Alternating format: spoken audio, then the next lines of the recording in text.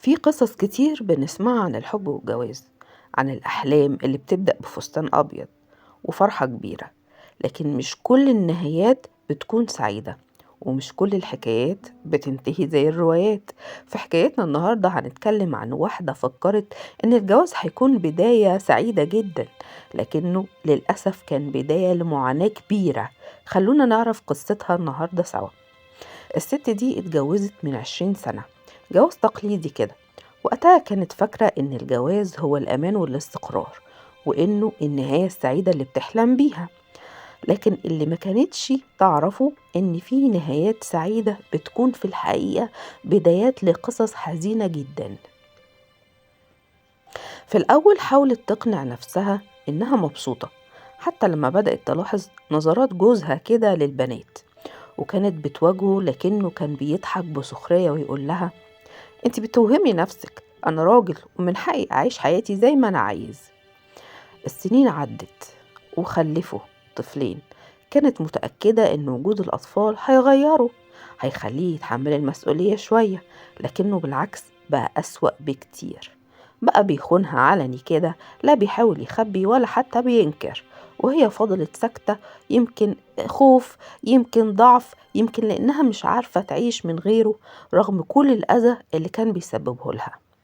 لكن الليلة اللي غيرت فيها كل حاجة حصلت في الليلة دي مفاجأة كبيرة جدا. رجعت البيت بدري عن ميعادها، ما هي بتشتغل. سمعت ضحك عالي جدا وصوت ابنها بيضحك مع أبوه.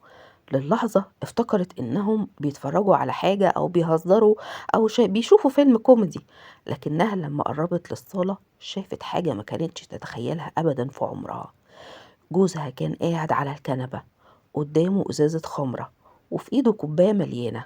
والمفاجأة بقى والمصيبة الكبيرة إن ابنها كمان كان قاعد جنبه في إيده كوباية هو كمان وبيشرب منها طبعا، وأبوه قاعد بيشجعه. وقتها حست إن الدنيا كلها لفت بيها، كأنها فاقت من غيبوبة قعدت فيها سنين كتير. صرخت بأعلى صوتها وقالت: انت بتعمل ايه؟ ازاي تسمح لابني يشرب معاك؟ بصلها كده بكل برود وابتسم بسخرية وقال لها بكل وقاحة: انت مكبرة الموضوع كده ليه؟ الولد كبر وبقى راجل، لازم يعيش حياته. خليه يجرب يا ستي ويتعلم ويبقى راجل بدل ما يبقى زيك. الكلام ده كانت القشة اللي قسمت ظهر البعير. بعد كل اللي سكتت عليه، بعد كل الصبر ده، هي دي النهاية؟ إن ابنها يشوف أبوه قدوة في الانحراف بدل ما يكون قدوة في المسؤولية. ومن هنا الزوجة لازم كانت تاخد قرار في الوقت ده. فعلا خدت قرارها إنها جمعت الحاجات بتاعتها وخدت ولادها ورفعت دعوى طلاق للضرر. مش بس عشان الخيانة، لأ، عشان كمان تحمي ولادها من إنهم يكبروا ويشوفوا أبوهم كده ويبقى قدوة ليهم ويبقوا زيه. لأن الجواز يا سادة مش مجرد ورقة، ومش خوف من الوحدة، ومش معنى ان الست تصبر ان هي تفضل مستحملة وتضحي بحياتها علشان خاطر شكل اجتماعي، مش اكتر. الجواز المفروض يكون شراكة واحترام وامان، ولما الامان يضيع يبقى مفيش معنى للاستمرار. الست دي اخيرا قدرت تاخد القرار اللي كان لازم تاخده من زمان.